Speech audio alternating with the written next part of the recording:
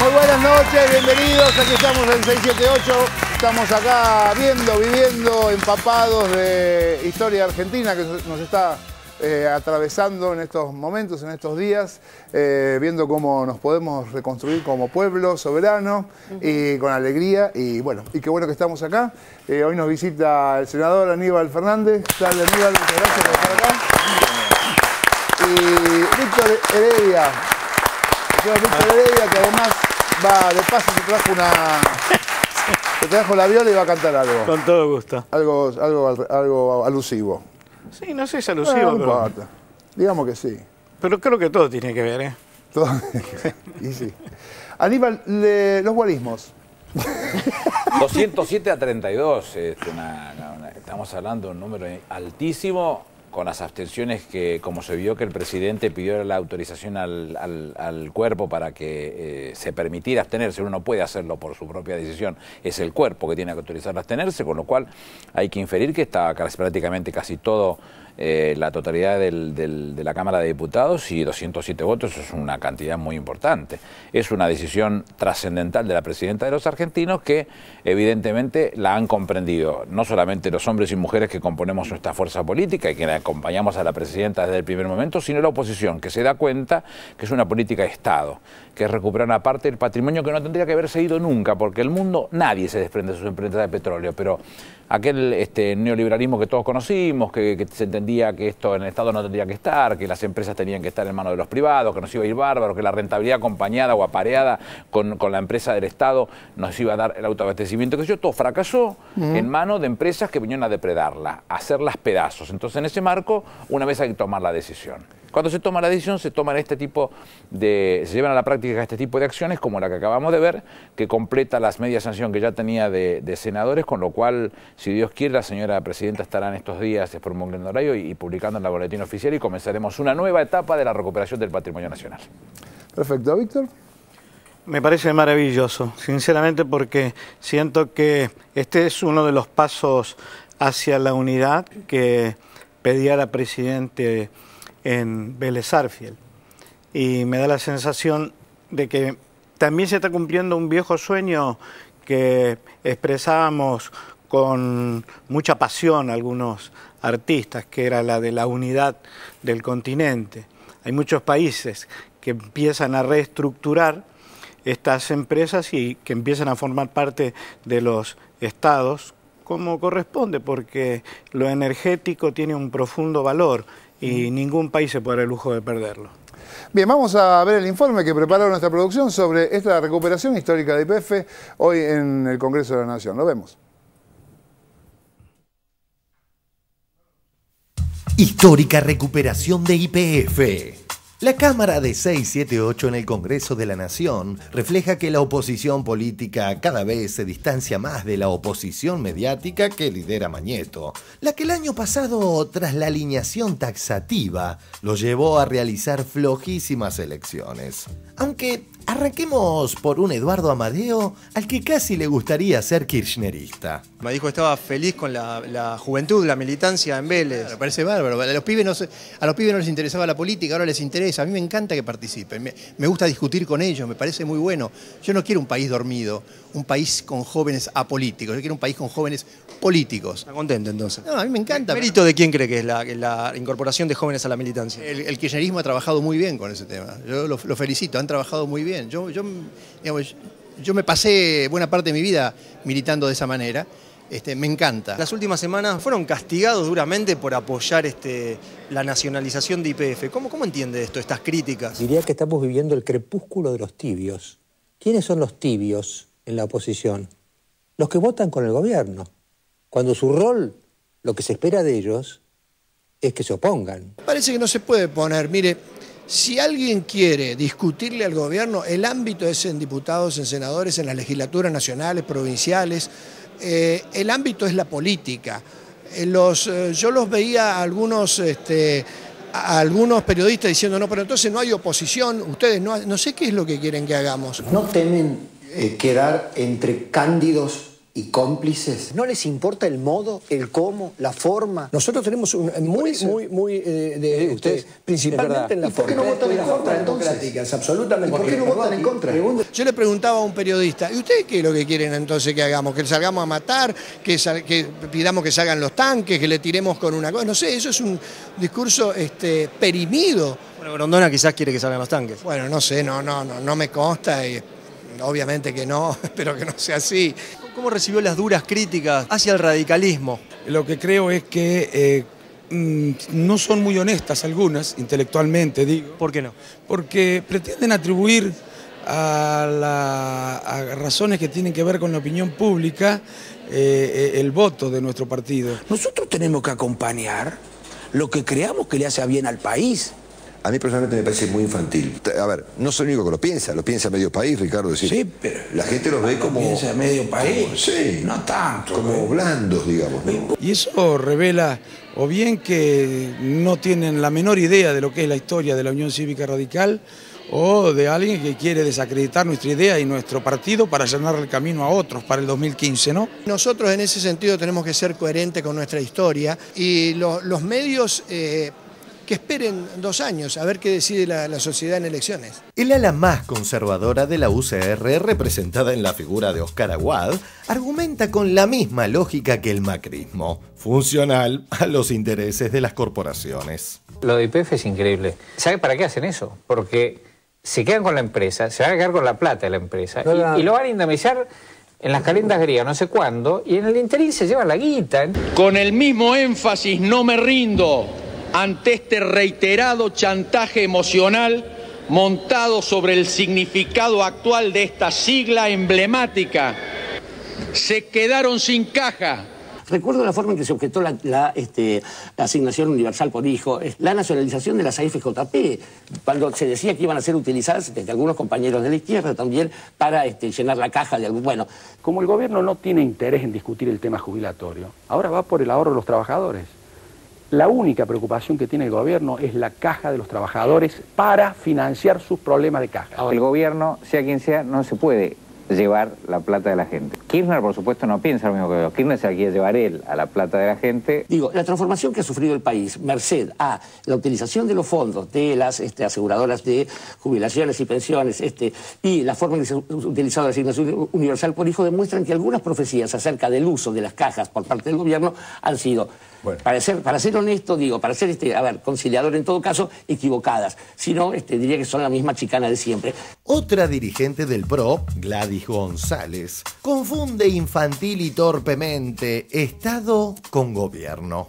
A los que plantean el falso dilema entre Repsol o el Estado para manejar los destinos de YPF, les digo, por favor, no me den a elegir entre una empresa que hizo todo mal y un gobierno que se disfraza de Estado, de nación, de patria y ha sido cómplice de su vaciamiento.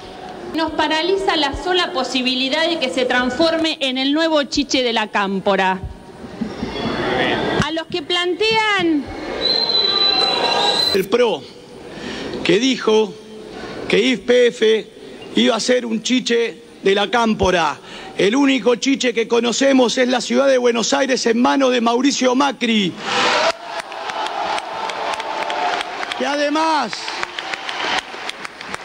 Que además, como tiene muchos juguetes, los descuida.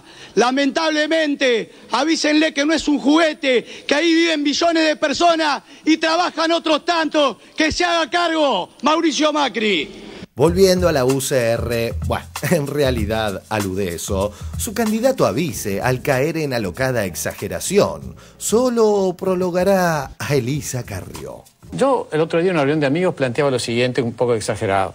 Yo creo que mañana Cristina sale a Plaza de Mayo, te dibuja una cancha de básquet, lleva 5 personas, la fusila, y nosotros empezamos a hablar sobre las reglas del básquet. O sea, acá lo que ha habido es un atropello a las instituciones. Sé que la juventud es la que menos tiene que ver y que cree en serio. Yo estoy hablando de los adultos que matan y llevan a los chicos al matadero. Ríanse ustedes cuando sus nietos lloren le vamos a decir, le vamos a preguntar al abuelo Kunkel, él sabe más. Y yo les puedo asegurar que mañana va a haber una fiesta de aplauso, como se aplaudió a Galtieri. Hay una historia hebrea que cuenta que una vez Dios le pidió a Miqueas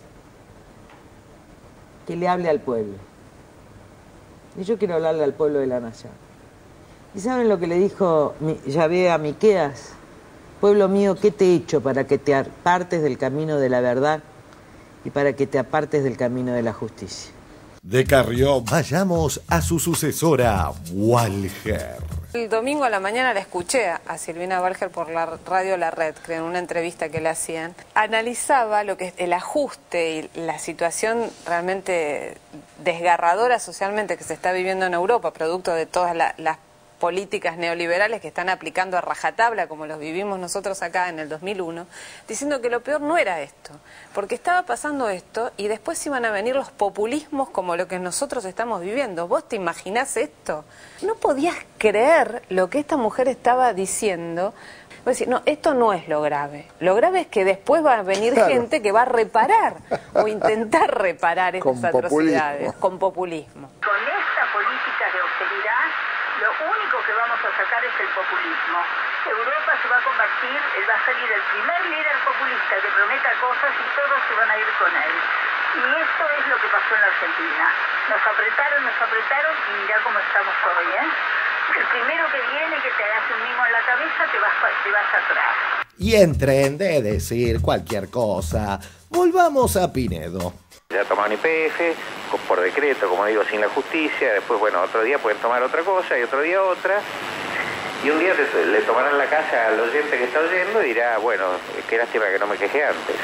Pero cuando dice eso, Y que los veo desbocados. Siempre desde Rivadavia o antes de Rivadavia para aquí hubo quienes son voceros del imperio. Te digo sinceramente, Antonio, si Brufau tuviera una banca acá no haría falta. Brufau, el presidente de la Repsol española, tuviera una banca no haría falta porque está la bancada del PRO para hablar en nombre de Repsol. Vayamos ahora sí a discursos más sustanciosos. Es momento de elegir si el límite del crecimiento nos lo ponen los de afuera o solamente depende de la capacidad, del trabajo, del esfuerzo y del coraje de cada uno de los argentinos. Es momento de decidir si enlazamos a la Argentina con la Europa prepotente, desafiante y colonizante, o la enlazamos con Latinoamérica, con la nuestra, que tiene el mismo color de piel que nosotros, que tiene las mismas ilusiones, que tiene la misma esperanza. Venimos porque estamos absolutamente convencidos que para que el país crezca y se desarrolle, necesitamos una empresa petrolera propiedad del Estado Nacional. Una solidaridad, un reconocimiento al hermano pueblo español que del mismo modo que nosotros en los 90 hoy está protestando por las mismas políticas neoliberales que también a ellos les dejan un universo de desesperanza y desocupación, porque Repsol no es España. España son los indignados, son los jóvenes, son los que levantan la voz contra las políticas de la derecha franquista, que tienen en Rajoy no un gobernante para resolver sus problemas, sino que tienen en Rajoy a un gerente de los intereses de esta empresa multinacional que es una depredadora de nuestros recursos naturales. Nosotros creemos que vamos a lograr tener para nuestro país una verdadera política de hidrocarburos. Este día es un día histórico, como lo fue también el debate en el Senado, y es también un homenaje profundo a los hombres y mujeres, a los jóvenes que lucharon y resistieron ese modelo neoliberal que tanto daño ha hecho a nuestra patria. Hoy es un día histórico porque recuperamos YPF. Pero hay algo aún más importante, y es que hoy la política le ganó a las presiones de las corporaciones mediáticas y económicas.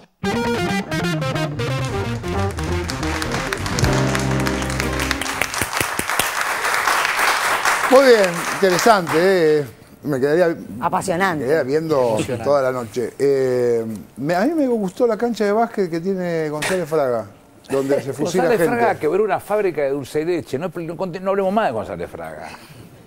En la Argentina quebras una fábrica de dulce y leche, no hables más. Listo. Es raro, ¿no? Sigamos hablando de otra cosa. ¿No pudo vender dulce de leche acá en Argentina? No, la salamandra, un dulce bárbaro. La quebró, encima. La tuvo que entregar porque la que le prestaba el dinero le debían más plata que lo que venía de la empresa. Chau, no hablemos más.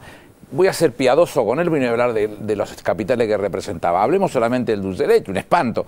Todo lo otro, a veces se discute porque se discute. No hablemos de la señora, como yo suelo decir en el libro, de la blonda tostada, porque como no tiene todos los caramelos en el frasco, hay que ser piadoso también y no perder el tiempo en estas cosas. Pero de las discusiones de fondo, ¿qué se tiene que rescatar? Y un partido centenario como el radicalismo, que ha tenido en eso políticas coherentes, puede gustarte o no puede gustarte. A mí me costaba, yo no tengo por qué meterme, a mí me costaba que tuviera una reacción de otra característica que no sea la que tiene. Y yo me animé a decir en el recinto, cuando me tocó debatir a mí, que el pueblo no se va a sentir agraviado porque las fuerzas radicales hayan actuado de esta manera. Por el contrario, van a reconocer coherencia. Hay una discusión de fondo en esto.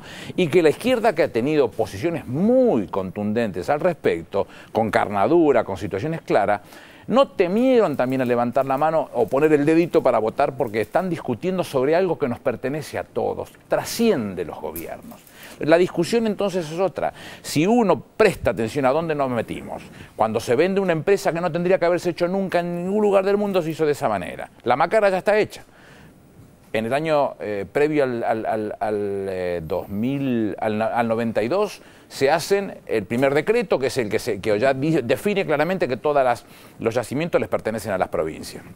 Después sale la ley 21.145, que ratifica esta posición, y esa posición después la absorbe la propia reforma de la Constitución del 94, en el artículo 124 infine, que dice que los yacimientos le pertenecen a las provincias. Por esa razón las provincias aportan a la empresa sus yacimientos, por lo cual cobran una regalía. No pueden ir a todas las provincias, solo a las que lo tengan. Esa es una discusión que se ha dado.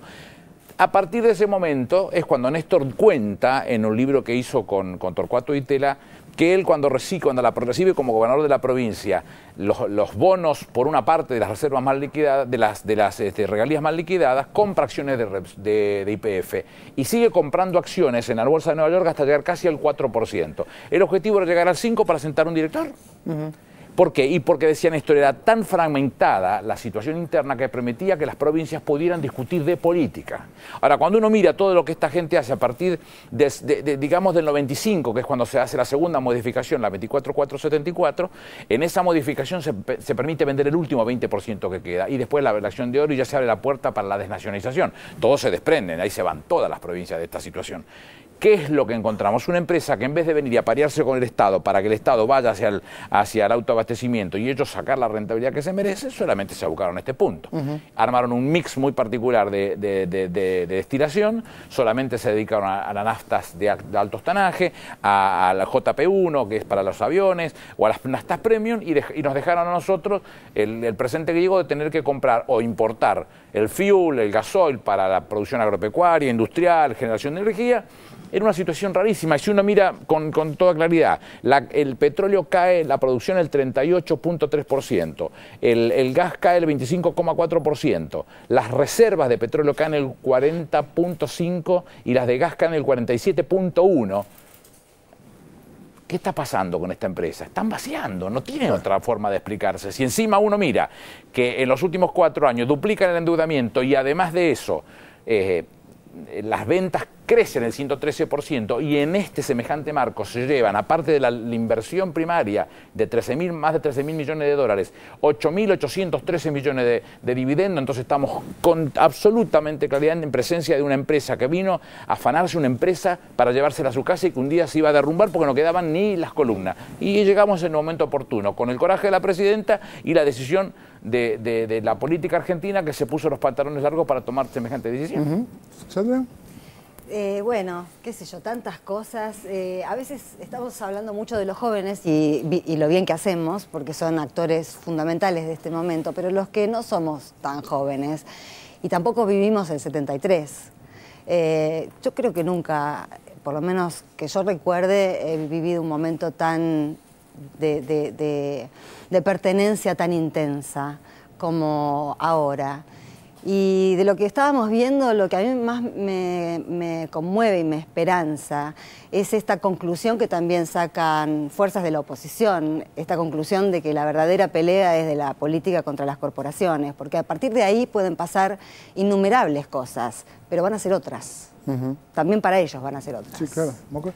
Sí, la verdad que es muy emocionante. Lo primero que quiero decir es que estoy atravesado por la emoción y estoy pensando en algo que por ahí no lo puedo explicar bien, pero pensando en lo que pasó en los 90, pensando en cómo ha cambiado este país, cómo se ha transformado el clima, las ideas, los valores mayoritarios, masivos, es realmente digno de homenajear a aquellos que en los 90 tomaron banderas que en ese momento eran marginales, aquellos que supieron ponerse del lado malo, aparentemente, de la historia, que les decían, eso quedó en el pasado, te quedaste en el 45, te quedaste en la historia, perdiste el rumbo de la globalización, del mundo tal como es. Bueno, el mundo ya no es como era entonces, y lo que hoy es el pasado son ellos.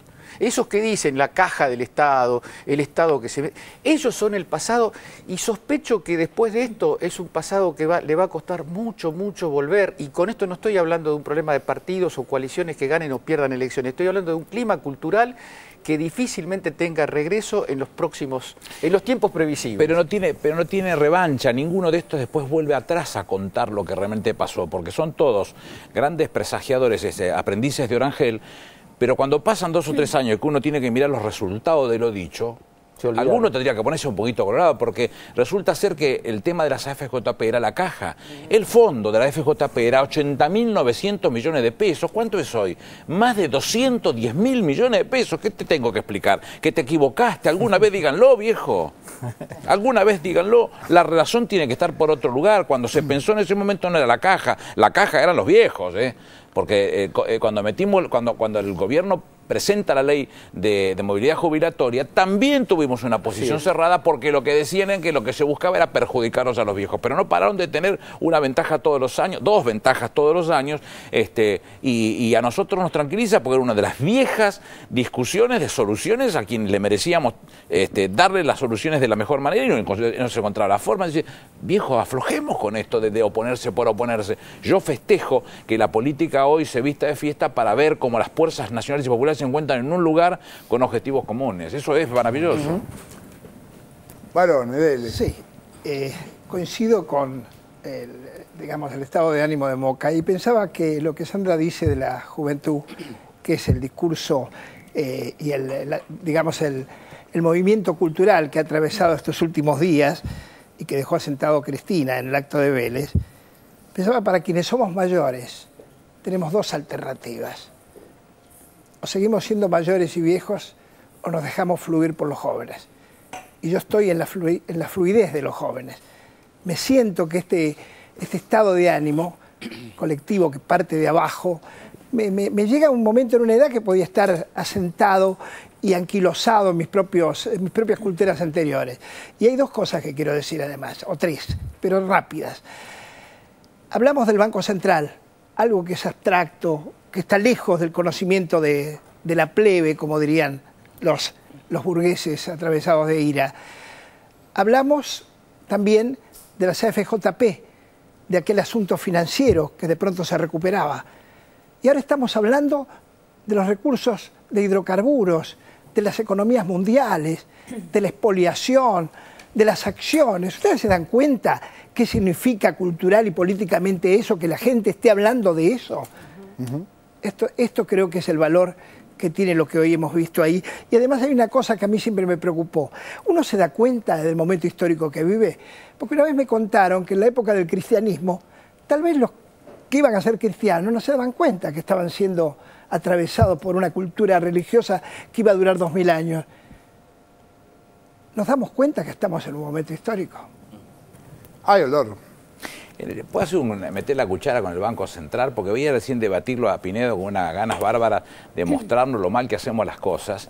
El Banco Central en la Argentina nace por un antojo de los ingleses. Es un fruto, un subproducto del pacto Roca-Runciman. No solamente le exigían a Argentina que las carnes salieran por el 93% por los frigoríficos británicos, sino que además tenían que armarlo.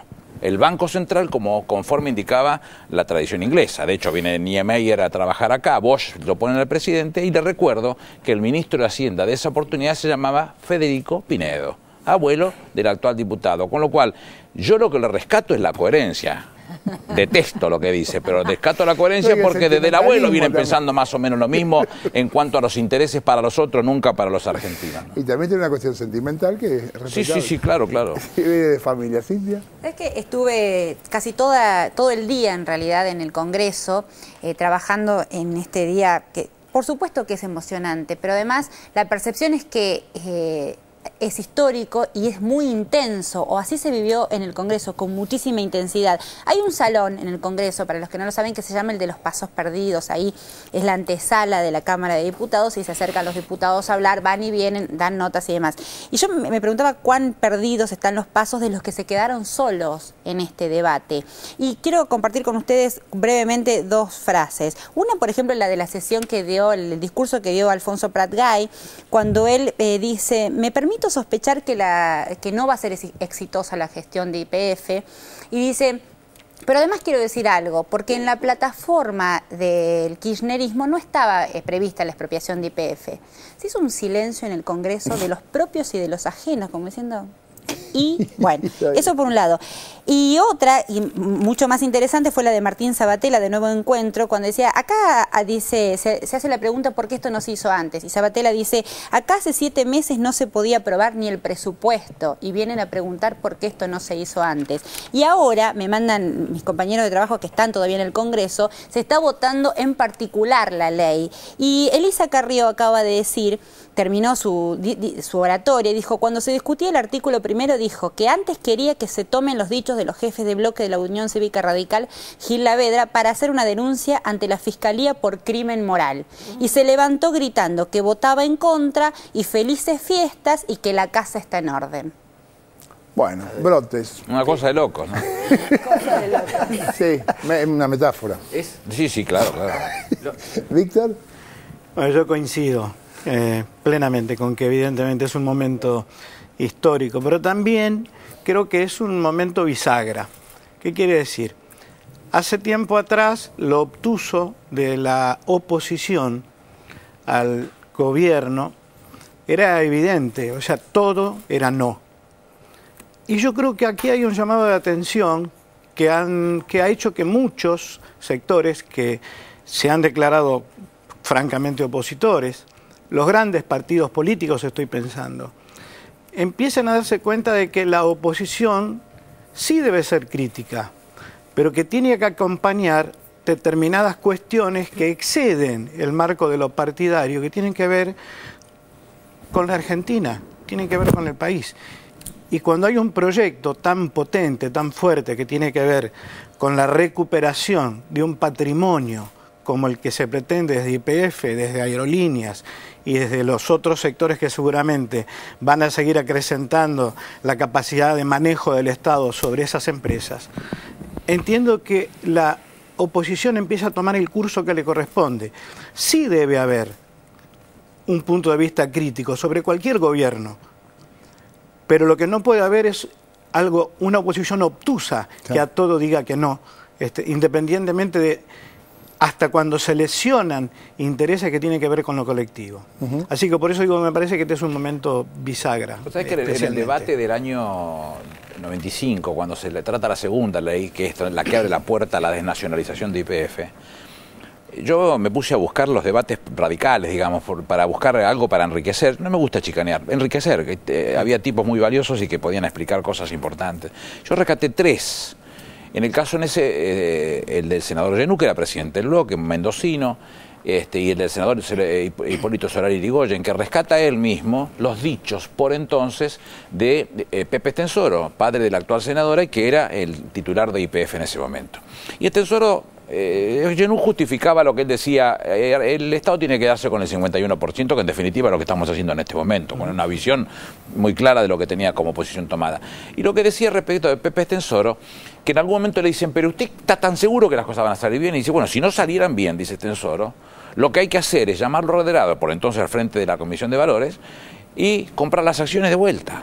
Yo lo que decía, los países no se suicidan, los países toman decisiones respecto de sus constituciones, como en este caso, en el marco del artículo 16 y 17, no estamos discriminando a nadie, vamos por el control de la empresa, el único que tiene el control es Repsol, se toma el 51 del 55-25 que tiene, y nosotros estamos en condiciones de tomar las decisiones estratégicas en términos de la política de hidrocarburos, por eso el artículo primero declara de utilidad de interés público el autoabastecimiento. Y después, viendo los dichos de los dos presidentes, en el caso del español, que fue muy gráfico, cuando él era un eterno candidato del PP, que se expresaba duramente respecto de la vocación que podía tener el gobierno socialista de entonces, de José Luis Rodríguez Zapatero, de venderle la empresa a Lukoil, la empresa rusa, llega a citarlo a Felipe González porque Felipe estaba en contra de esa posición también. Y en el caso de Calderón, que yo conté la historia que ustedes la pasaron en un informe respecto de lo que pasa entre el 37 y el 38, dice Conrado Storani en el debate del 95, es el último bastión de la resistencia americana contra el mandonaje de los norteamericanos. Toda una definición estratégica en políticas nacionales. Entonces digo, pucha, rescatemos de tipos que fueron serios. Conrado Storani era un capo en tema de energía y fue toda la vida un tipo avesado en el tema de la energía. No estaba hablando pavadas, sabía de lo que estaba diciendo. Injusto lo dicho por el presidente Calderón de México y la reacción política de del propio Congreso mexicano, que lo llama la atención para que no se meta en los asuntos soberanos de un país como el nuestro. Con lo cual la discusión creo que es superlativa la que se está dando y que el mundo la está mirando con satisfacción porque se dan cuenta que no hay otra forma de resolverlo. No hay otra forma. Me quedé con la cita que hacía Cintia de Prat Gay sobre la plataforma, la ausencia de este tema en la plataforma. Es una visión de la política muy particular, en mi opinión muy obtusa.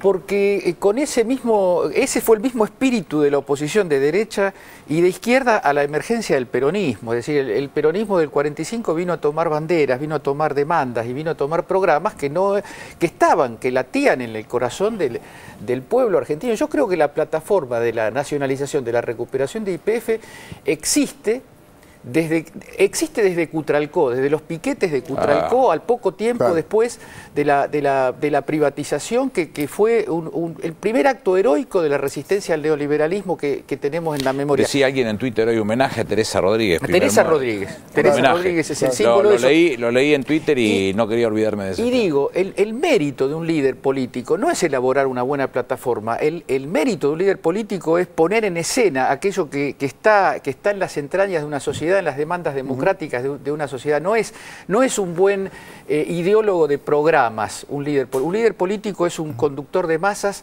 en la dirección que la historia le está demandando. Es que Boca, lo que está diciendo Pratgay en realidad se refiere siempre a esas políticas de derecha ortodoxas que están dogmáticamente escritas. O de izquierda.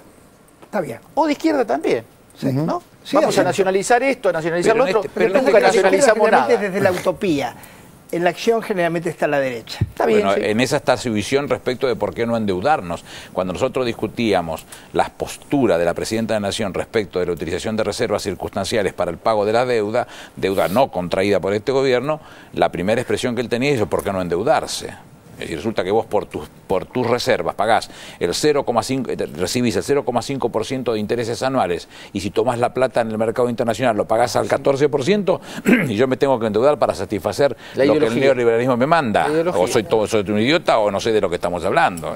Los niveles están más o menos en la misma situación y llega el momento en como no hay convertibilidad, que no tenemos necesidad de estar discutiendo, ya es la discusión del que dimos con el Banco Central, de mantener el mismo nivel de reservas que la base monetaria. Ya es una discusión sin sentido.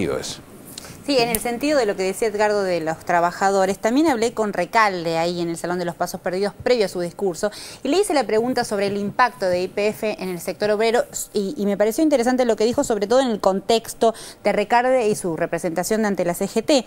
Y entonces él era, bueno, que una de las cosas más valiosas, uno de los pilares de esta recuperación YPF también es el reconocimiento a la clase trabajadora, a los obreros que quedaron desguazados y abandonados por la privatización de YPF. Y sobre Cristina, cuando le hago la pregunta, bueno, ¿qué mirada tiene sobre la presidenta con esta medida? Él responde una frase linda que dice, avanti morocha. Aguante Recalde. Ahora, yo miraba también a Anito Artaza, ¿no? Con Alfonsín. Es como que, bueno, el radicalismo parece que por fin se dio cuenta de cómo los medios los... Bueno, es que a eso me refería antes, ¿no? Sí, ahora... es muy impresionante, es como un despertar, me parece, un despertar a una realidad que era obvia, Pero me parece que esta es una oportunidad y la están jugando en ese sentido. Me parece que recuperar las banderas, tener una posición que puedan defender frente a lo que ellos mismos, algunos de los diputados los han llamado directamente lobistas de Repsol, algunos periodistas de los que hemos estado viendo en el primero de los informes. Es un juego muy burdo, todos lo sabíamos, pero ahora tiene algunos jugadores menos. Bien, vamos a justamente otro tema que estuvo hoy todo el tiempo en todos los lados, en todos los diarios, el spot de Malvinas y un semáforo que apareció en Clarín, un semáforo extraño, lo vemos. Un corto conmovedor y un semáforo descoordinado, como los de la ciudad. A raíz del conmovedor corto televisivo de anoche, recobró fuerza el recurrente y apasionante debate de estos tiempos.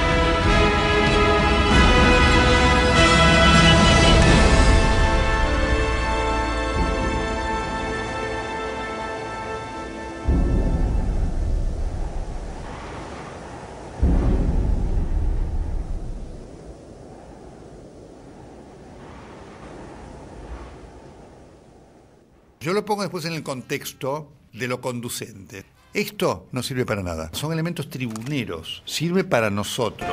Es 1 minuto y medio que a mí me pone la piel de gallina, Mauro. Pero ¿por qué? A ver. Está demostrando que la Argentina no se rinde ante la decisión del gobierno inglés de ni siquiera dialogar y de quedarse con las Malvinas. Twitter de Martín Caparrós. La mezcla patriotera de deporte y guerra es de las peores basuras populistas del siglo XX. Pregúntenle al Adolf. Twitter de Juan Carlos Gieco. En respuesta a Caparrós. ¿Te pasaste 4 pueblos, maestro? En el teléfono está Martín Mercado, que es director general de creativos de Young Radical. Martín, buenas tardes. Osvaldo Basante habla, ¿cómo estás? ¿Qué tal? ¿Cómo estás? Martín, ¿cuál es el objetivo final de este institucional? Los Juegos Olímpicos, a través de la historia, siempre tuvieron algo de expresarse, ¿no?, de lo que piensan los pueblos. Podríamos entrenar en Malvinas porque eso es lo nuestro. Es solo una afirmación de esto lo consideramos nuestro. ¿Y en Malvinas sabían que estaban filmándolo? No, pero no hay ninguna previsión de filmar. ¿Y no imaginás que, siendo que está filmado por el gobierno de la nación, pueda ser tomado como una mojada de oreja? Bueno, si quiero voy, te filmo en Malvinas y te lo paso por televisión. No, pero yo con todo respeto, pero me parece que nos afanaron una parte del país. Yo creo que esto es un chiste. Diario La Nación de ayer a las 11:17 de la noche. El gobierno difundió un emotivo spot por los Juegos Olímpicos. Diario La Nación de hoy a las 8:57 de la mañana. El gobierno difundió un sorpresivo spot por los Juegos Olímpicos. Twitter de Jessica Sotelo. Explíquenme si porque es tarde ya veo mal, pero lanación.com cambió su copete de spot emotivo a spot sorpresivo, ¿no? Guay. Emotivo spot, sorpresivo spot. Íntimamente relacionados siguen las repercusiones por la brillante jugada de Alicia Castro. We've seen in your extensive and comprehensive report that you are taking care of the Falkland Islands. And very briefly, I want to share with you that United Nations... You would have a question. Yeah, I do. Yes, you're not sharing things with us, you're asking us but questions. I have to share some information here. It's United Nations Resolution 2065 in 1965 took care of the so-called Malvinas Falkland question, meaning the sovereignty dispute between Argentina and the United Kingdom over Malvinas Island. Can you ask a question, please, Ambassador? Yeah. Otherwise... My question is, are you ready for dialogue? Are we going to give peace a chance? And my third question is... No, that's quite enough question. Thank you. No, that's enough. Yes, stop. Lo que ya se torna francamente insostenible en cualquier parte del mundo es la negativa al diálogo. ¿Cómo alguien puede decirse demócrata y decir yo de eso no, con usted no hablo, yo de eso no hablo? Y sobre todo, cuando atrás de eso está la Organización de Naciones Unidas. Llama la atención que nadie reparó en el modo sumamente autoritario del canciller del país imperialista. That's enough. Yes, stop. Stop. Stop. Stop. En lo que sí reparan los medios pro-británicos es en cómo viven Inglaterra y los Kelpers todo lo referido a las Malvinas. Era revelador ayer cómo Clarín directamente copió y pegó editoriales de diarios ingleses. Diario argentino Clarín, por María Laura Viñolo. Alicia Castro sorprendió al canciller británico con un reclamo por Malvinas. A ver acá.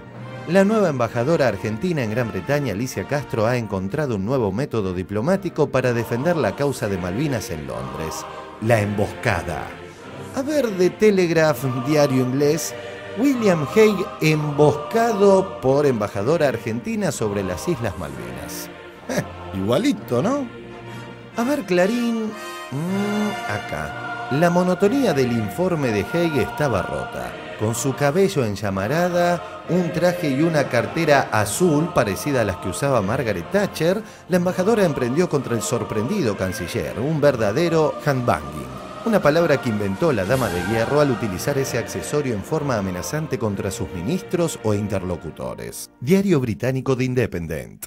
Más tarde, Castro, vestida en traje azul y sosteniendo una cartera del mismo color, con una conducta que se asemeja a una recordada primera ministra británica. Traje y cartera azul, acá, y Margaret Thatcher y una primera ministra británica. Igualito. Reconociendo la torpeza, en su edición de hoy, Clarín utilizó el entrecomillado. Es decir, sigue defendiendo la posición británica, pero al menos pone las comillas que pide el manual de estilo. Y casi como pidiendo que el locutor de 678 siga leyendo los títulos de TN en inglés, el semáforo de Clarín, en el colmo del cinismo, le otorgó su semáforo rojo a la embajadora argentina que defendió nuestros intereses. Diario Clarín, sección El Semáforo. Rojo. Alicia Castro, embajadora en Londres. La menos diplomática. Como en todo el mundo, el ámbito diplomático requiere de ciertas conductas y protocolos que la embajadora en Londres ayer dejó de lado. En pleno informe del canciller Hague ante diplomáticos y periodistas, lo interrumpió de golpe y quiso forzarlo a hablar de Malvinas ante la sorpresa de todos los asistentes. Esta conferencia de derechos humanos era para embajadores, o usted, Alicia, fue como oyente, espectadora, como ciudadana común y levantó la manito como tal. Debe quedar claro que estaba invitada, debe quedar claro que pregunté cuando llegó el turno de las preguntas, debe dar claro que no interrumpí al canciller cuando estaba hablando. Lo interrumpió de golpe. Debe dar claro que no interrumpí al canciller cuando estaba hablando. Y del stop, volvamos al sport.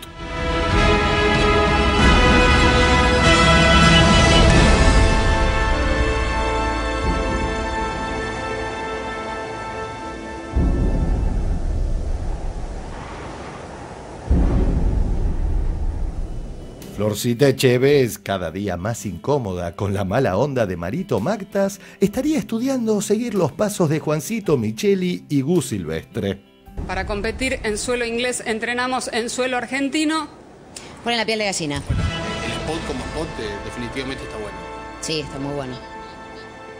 La música, la filmación. La realización, las imágenes, la fotografía. Una respuesta en la página oficial de las Islas Malvinas. Estaban enojados, no les gustó, pero bueno, nadie pretendía que les gustara tampoco, ¿no? Era obvio que se... No. Bueno, el comercial es muy lindo, sí. La verdad pone la piel de gallina. Bueno, Marquitos, vuelve a lucirte. Kelpers, Argentina threatens. The Seoul Falklands legislators said to TN that they are a country made of 3,000 people who want to decide their future. Timmerman remembered that ONU doesn't admit them in the negotiations of sovereignty.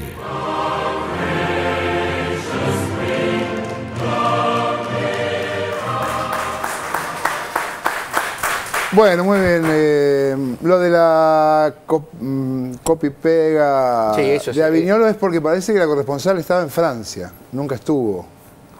Eso explicaba Pero la la nota, embajadora Alicia Castro, con lo cual, o sea, cubrió con los diarios ingleses. Pero a lo mejor... Podría haberlo dicho. No. ¿No? Pero la mejor manera de servir un interés es copiar directamente de lo que escribe los diarios, de los intereses que uno quiere defender. Ahora, María Laura Viñolo me hizo acordar al Martín Fierro. Si la vergüenza se pierde, jamás se vuelve a encontrar.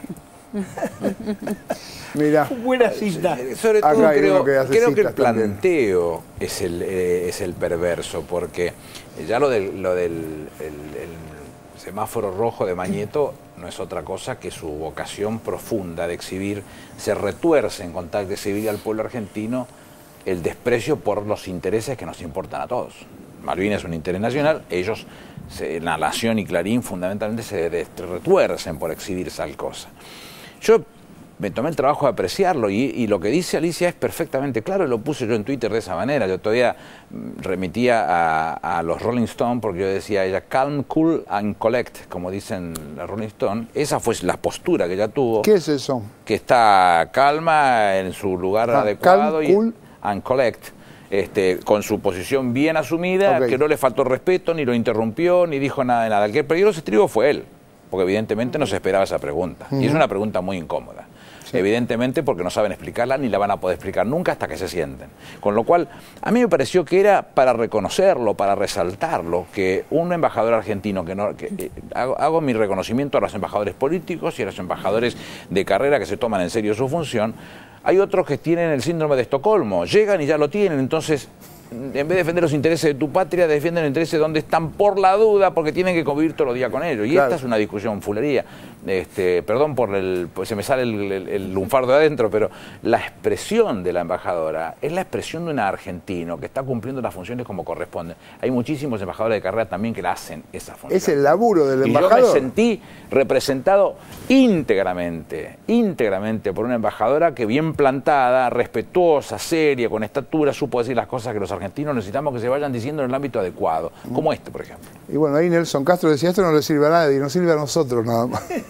Bueno, claro, ¿quiénes somos nosotros? A mí me gustaría saber quiénes son nosotros. Claro, él y quién más. Nosotros no somos nosotros, ¿eh? No. Pobre de ellos, el problema es que ellos no éramos nosotros. Sí. Me gustó la cita de Martín Fierro, repetila si la aprendo. Si después te puede consultar el Martín Fierro. La hago corta. El que pierde, ¿cómo era? Si la vergüenza se pierde, jamás se vuelve a encontrar. Es verdad. Heredia. Bueno, yo se lo trasladaría a algunos argentinos que pareciera ser que son más ingleses que los propios ingleses. De verdad, han perdido la vergüenza. A mí me preocupa seriamente que gente valiosa, yo admiro mucho como escritor Martín Caparrós. Pero yo le encontré dos cuestiones. Una, en un libro, Los 5 soles de México, Carlos Fuentes dice que Martín Caparrós le dijo que ellos tienen historia porque tienen historia, nosotros no la tenemos porque bajamos de los barcos. Error. Nosotros no tenemos historia porque fue enterrada, porque se mintió sobre lo que significó la conquista y la colonización española en el territorio americano. Y no lo supimos defender porque tenemos una historia mitrista, porque la realidad siempre fue tergiversada en nuestro libro de estudio. Así que Martín equivocado ahí. ¿Y qué significa hacer...? Vive equivocado. Porque bueno, ahora digo... Se animó a decir para el balotaje, no voten, el voto cloaca le llamo yo en mi libro. Sí. No voten pensando en las cloacas. Claro, si vos viviste en el centro toda la vida, tenías inodoro en tu casa y agua caliente, con lo cual seguramente ni sabía que había un caño por abajo que se llamaba cloaca. Pero es penoso, sinceramente es penoso. Porque tienen trascendencia, tienen jerarquía literaria. Entonces que un tipo me diga que ese spot es patriotero. A ver, ¿qué es patriotero? Reclamar un lugar que en 1823 fue usurpado por los ingleses y es nuestro. Eso es patriotero. O sea, poner un pie, o sea, el significado del spot es maravilloso, porque es nuestro. Los que nos mojaron la oreja son ellos, lo echaron a Luis Bernet en 1823. Y las Islas Malvinas, las que había colonizado en principio un francés, pasaron a ser nuestras en 1810 con la Revolución de Mayo. En 1810 las Islas Malvinas eran patrimonio, hasta 1816 eran patrimonio español. Claro. Bueno, entonces yo digo, es penoso. Si yo tengo que discutir con un inglés, con algún amigo inglés, lo voy a hacer con gusto. Pero muy a disgusto tener que hablar con un argentino sobre un derecho que nos asiste, porque las Islas Malvinas son argentinas. Y aparte, bueno, cuando uno ya pone a Hitler, ya necesita poner Hitler, Mussolini o lo que sea en un argumento, quiere decir que no tenés argumento, me parece eso. Pero bueno, vamos a un corte y ya volvemos con más 678.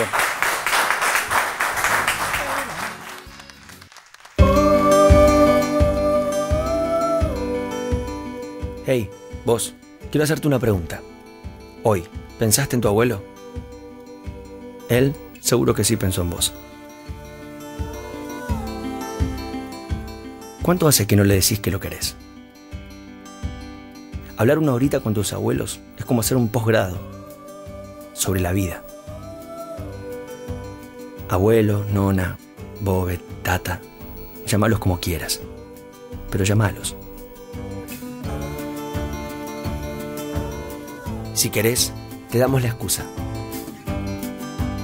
Podés contarles que ingresando en www.anses.gov.ar, en solo un clic, pueden obtener de manera gratuita la fecha en que cobran sus saberes. Los vas a ayudar un poquito y a hacerles la vida más fácil. ANSES, con tus abuelos y con cada argentino, siempre. Presidencia de la Nación. Sé que érase una